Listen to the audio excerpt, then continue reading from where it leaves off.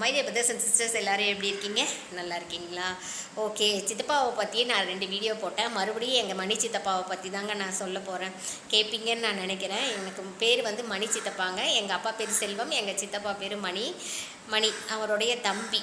எங்கள் ஆயா பார்த்தீங்க அப்படின்னா எங்கள் அப்பாவுக்கு ஒரு லாரி நேஷ்னல் பர்மிட்டு 2 காரு. அதே மாதிரி எங்கள் சித்தப்பாவுக்கும் நேஷ்னல் பர்மிட் ஒரு லாரி 2 காரு. நாங்கள் பார்ன் அண்ட் பர்த் எல்லாமே பார்த்திங்கன்னா எங்கள் சொந்த ஊர் வந்து திருச்செங்கோடுனாவே உங்களுக்கு தெரியுங்க, எல்லாமே 4 வீலர்ஸ் தான்.